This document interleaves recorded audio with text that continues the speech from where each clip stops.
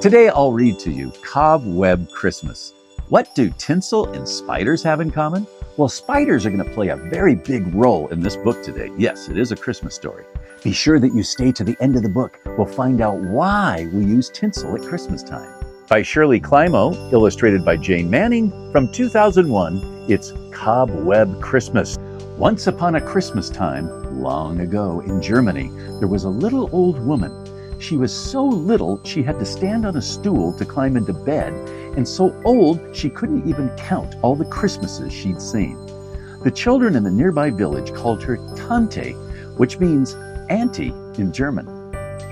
Tante lived at the edge of the forest in a tiny cottage just large enough for her to keep a canary for singing, a cat for purring, and a dog to lie beside the fire. Squeezed up against the cottage was a barn. In it, Tante kept a donkey for riding and a goat for milk and cheese. She had a noisy rooster to wake her up in the morning and a speckled hen to lay an egg for her for breakfast. With so many animals about, her cottage wasn't very tidy. But a bit of fur, a few feathers, or a spider web or two didn't bother Tante. Except once a year, when the days got short and the nights grew long, the old lady would nod her head and say, "Time to clean for Christmas." Then Tante shook the quilt and scoured the kettle until it shone. She scrubbed the floor on her hands and knees and stood tiptoe on her stool to sweep the cobwebs from the rafters. "Shoo!" said Tante. She swished her broom and sent every spider and each wisp of web flying out the door. When she'd cleaned her home from corner to corner, the little old woman nodded and said, "Time to fetch Christmas." Tante took an axe from the barn and hung the harness with bells on the donkey. She scrambled onto its back, and they trotted into the forest. They circled round and round until the old lady cried, "There!" She pointed to a pine tree no bigger than she was. "That one's just right," she told the donkey. Tante chopped down the tree, taking care to leave a bough behind so it might grow again. Then, bells jingling, they went home.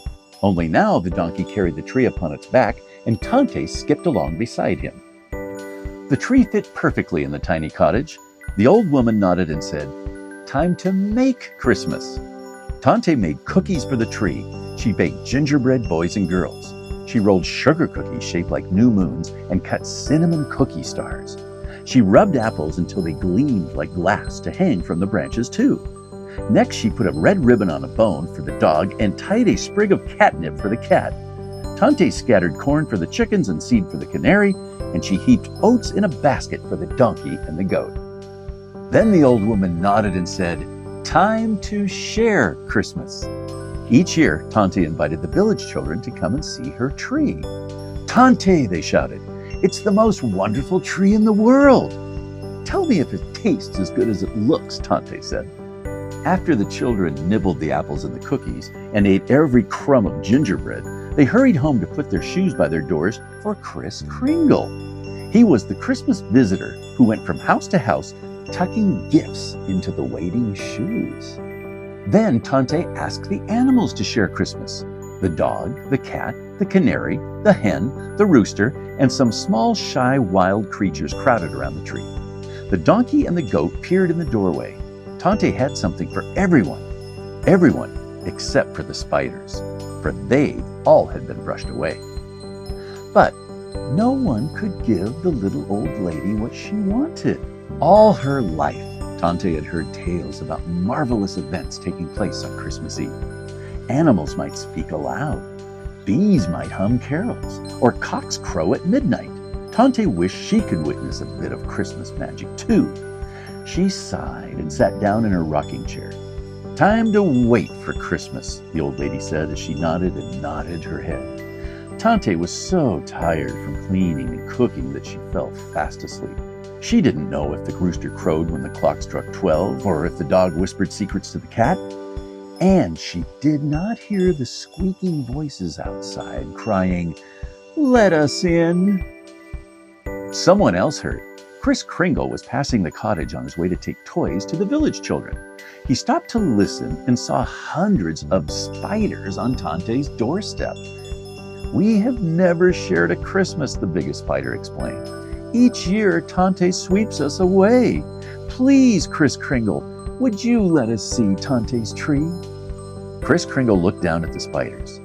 "Now, there's no harm in that," he said. Before he went on to the village, he opened Tante's door a crack. Huge spiders, tiny spiders, smooth spiders, hairy spiders, spotted spiders, striped spiders, brown and black and yellow spiders, and the palest of see-through spiders came. Creepy, crawling, sneaking, softly, scurrying, burying, quickly, lightly, zigging, zagging, weaving and wobbling.